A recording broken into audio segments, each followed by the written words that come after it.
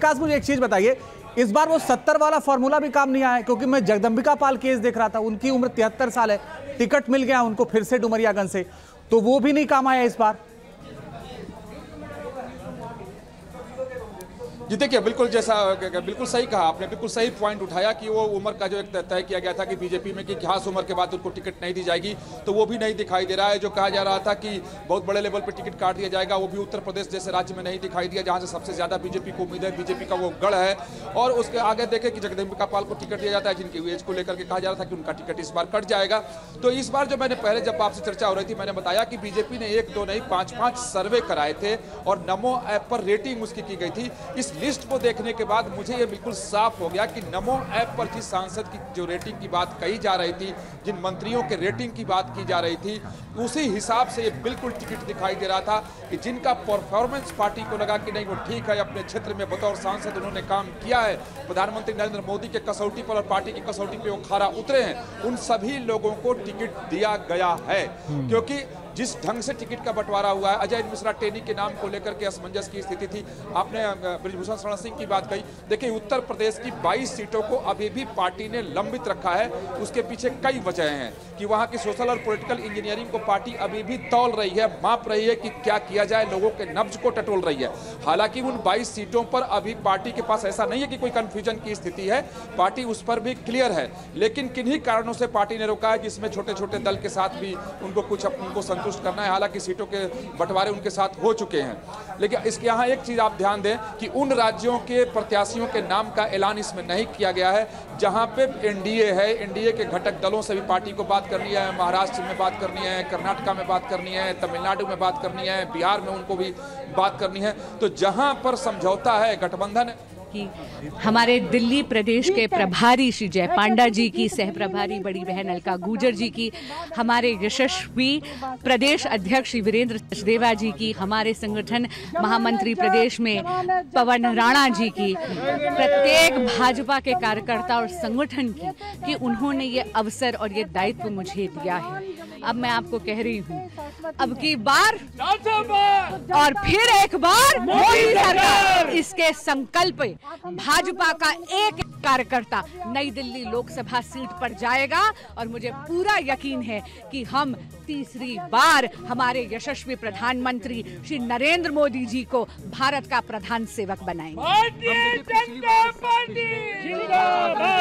BJP पहले से बहुत मजबूत है, इस बार क्या होने वाला है, किसको चुनौती मानते हैं, क्या कहना चाहते हैं? देखिए, हम वोट मांगने जा रहे हैं हमारे लोकप्रिय प्रधानमंत्री श्री नरेंद्र मोदी जी की विकास की नीति, क्योंकि मोदी की गारंटी है और मोदी की गारंटी होती है गारंटी पूरे होने की गारंटी। और मैं जानती हूँ कि भारत की जनता को इतना अटूट विश्वास है मोदी जी की एक एक विकास की नीति पे कि हम इस बार 400 पार, फिर एक बार मोदी सरकार। लोकप्रिय नेता उन्होंने देश के लिए बहुत बलिदान दिया है, आपको मौका मिल रहा है, क्या कहना चाहते हैं? जी, मैं कहूंगी कि माँ का आशीर्वाद है, लेकिन ये टिकट मुझे नहीं मिली, ये टिकट एक एक भाजपा के कार्यकर्ता को मिली है और मैं इस अवसर के लिए बहुत बहुत धन्यवाद देती हूँ।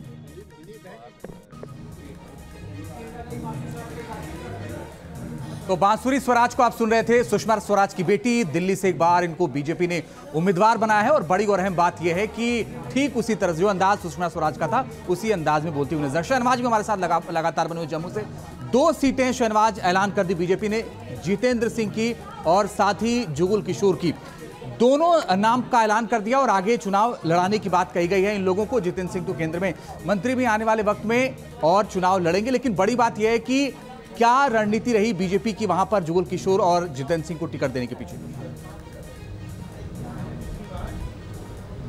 देखिए, अगर हम जम्मू कश्मीर की बात करें और खास तौर पर जो उधमपुर कठुआ कॉन्स्टिट्यूंसी है, उधर से डॉक्टर जितेंद्र सिंह जो हैं वो 2014 में भी यहाँ पर चुन के गए थे और ना केवल वो नरेंद्र मोदी जी के साथ प्रधानमंत्री के साथ मंत्री बने बल्कि वो लगातार अपनी कॉन्स्टिट्यूंसी जो है उसको भी वो देखते रहे और ना केवल जम्मू कश्मीर बल्कि उन्होंने देश में कई ऐसे काम किए जिनका नाम उनका जो था वो पूरे यहाँ पर केंद्र में बना रहा। और इसके अलावा अगर मैं आपको बात करूँ तो जो उधमपुर कठुआ कॉन्स्टिट्यूंसी है उसमें उन्होंने ऐसे कई बड़े काम किए हैं जिनको देखकर ऐसा लगता है कि उनको रिपीट जो है वो यहाँ पर किया जाना चाहिए था। और लगातार अगर हम बात करें तो जुगल किशोर शर्मा जो हैं उन्होंने भी जो यहाँ पर कॉन्स्टिट्यूंसी उनकी थी जम्मू कॉन्स्टिट्यूंसी, उनके अंदर यहाँ पर कई बॉर्डर के इलाके आते थे और कई ऐसी सड़कें बिल्कुल सालों से नहीं बनी थी, फ्लाईओवर्स नहीं। जाहिद और प्रशांत आपके पास लौटेंगे, फिलहाल विकास जी के पास मैं दिल्ली को लेकर चलूंगी। देखिए दिल्ली में एक बड़ा परिवर्तन, एक बड़ा बदलाव यहां पर देखने को मिला है। 4 चेहरों के टिकट कटे हैं, ऐसे में क्या संदेश यहां से जाता है? परफॉर्मेंस के आधार पर ये टिकट कटे हैं, क्या क्राइटेरिया रहा विकास जी, कैसे इसको समझें?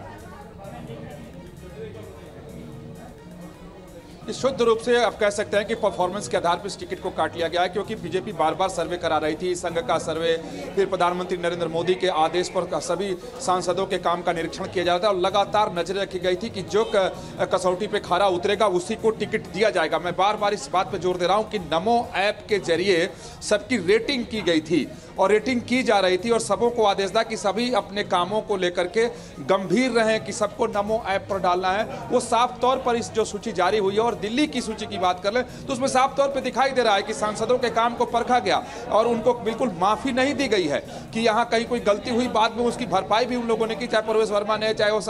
आप बात कर डॉक्टर हर्षवर्धन की या मीनाक्षी लेखी की, तो उन लोगों ने बाद में उसकी भरपाई करने की कोशिश की, लेकिन उसको पार्टी की तरफ से और कह लें कि प्रधानमंत्री मोदी की तरफ से उसकी माफी नहीं दी गई, बिल्कुल टिकट काट दिया गया और दूसरे व्यक्ति को उतार दिया गया। और अगर 5 सीटों की जिसका ऐलान किया गया है उसमें आप देखें कि एक विदुड़ी और मनोज तिवारी को छोड़कर के आप बांसुरी स्वराज की बात कर रहे हैं कि बांसुरी स्वराज की चर्चा थी तो लगभग मैं महसूस करता था कि जिस भी नेता से मैं बात करता था कि क्या बांसुरी स्वराज पर पार्टी दाव लगा सकती है तो लोग हंसकर मजाक में बहुत सारे नेता उड़ा दिया करते थे, लेकिन देखे कि अचानक से टिकट दे दी गई। और मीनाक्षी लेखी जैसी नेता जो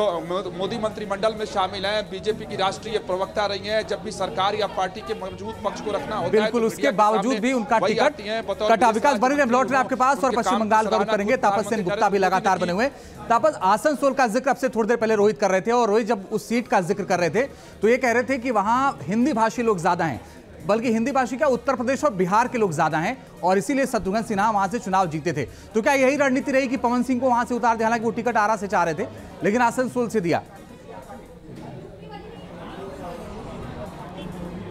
जी देखिए, आसनसोल काफ़ी अहम सीट है अगर हम बीजेपी की बात करें, क्योंकि एक हिंदी भाषी बेल्ट है वहाँ पे, झारखंड से लगता हुआ कॉन्स्टिट्यूंसी है और वहाँ पर ज़्यादातर लोग झारखंड से हैं और यूपी से हैं और वहाँ बीजेपी का हमेशा से एक दबदबा रहा है। और एक अटकलें लगाई जा रही थी कि शायद जितेंद्र तिवारी को कंसिडर किया जाए, लेकिन फिर पवन सिंह का नाम आया सामने, क्योंकि शत्रुघ्न सिन्हा वहाँ से तृणमूल कांग्रेस के पिछली बार वो जीते थे और उसके बाद ये लगाई जा रही है अंदाजा कि इस बार भी शत्रुघ्न सिन्हा को शायद वहाँ से चुनाव लड़ने के लिए टिकट दी जाए। हालांकि अब अभी तक ये साफ नहीं है और उनको टक्कर देने के लिए पवन सिंह को लाया गया, क्योंकि वो भी फिल्मी बैकग्राउंड से आते हैं, काफ़ी ज़्यादा पॉपुलर एक फेस है, तो इसलिए इस बार इनकैच करने की कोशिश की गई है अगर आप आसनसोल कॉन्स्टिट्यूंसी की बात करें। बेंगलुरु का एक बार मैं रुख करूंगा। यासिर मेरे साथ हैं। यासिर, कर्नाटका पिछली बार बीजेपी के लिए बहुत फ्रूटफुल साबित हुआ, विधानसभा चुनाव में नतीजे बदल गए।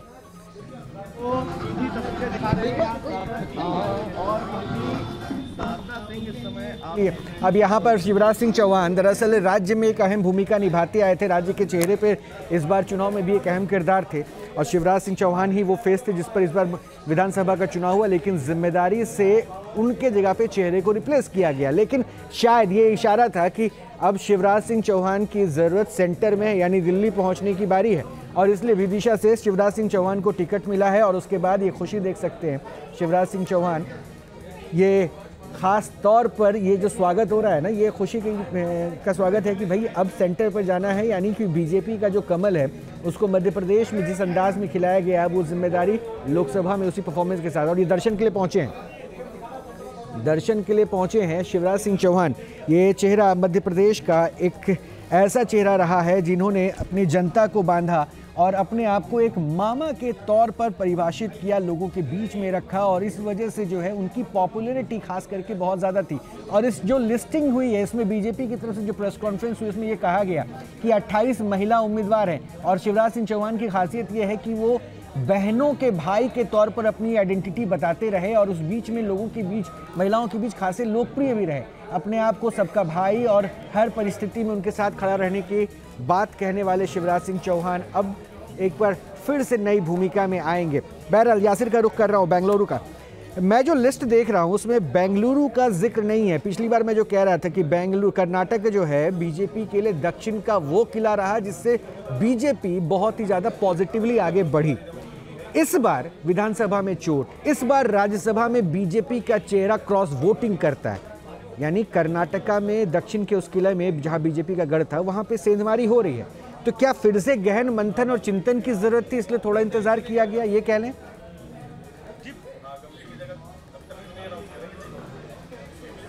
जी बिल्कुल, देखिए जिस तरह से हमने देखा विधानसभा चुनाव के जो नतीजा आए उसके बाद एक एमएलसी सीट के लिए नतीजा आया और फिर राज्यसभा चुनाव, तीनों में कांग्रेस आगे थी। तो साफ है बीजेपी जब चिंतन मंथन कर रही है कि किस तरह से रणनीति बनानी है, क्योंकि पिछली बार जो है लोकसभा चुनाव में 28 में से 25 सीटें बीजेपी ने जीती थी। बीजेपी वही दोहराना चाहती है, लिहाजा चिंतन मंथन के बाद ही लिस्ट यहाँ का आएगा। अब जेडीएस के साथ भी गठबंधन हुआ है, जेडीएस 5 सीटें मांग रही है, बीजेपी फिलहाल तैयार नहीं है। तो अब पूरा गणित बिठाया जा रहा है किस तरह से जेडीएस को साथ लेकर आ जाए और जिस तरह से कांग्रेस आगे बढ़ रही है उसे किस तरह से रोका जाए। यही वजह है कि फिलहाल जो है आज कर्नाटक का कोई भी जो है नाम सामने नहीं आया है, क्योंकि बीजेपी को भी लगता है कि रणनीति नए से बनानी होगी, क्योंकि कांग्रेस की सरकार जिस तरह से यहाँ पे काम कर रही है और साथ ही जो नतीजे आए हैं पिछले कुछ महीनों में, चुनावी नतीजे विधानसभा के बाद भी अगर हम बात करें तो कांग्रेस आगे रही है।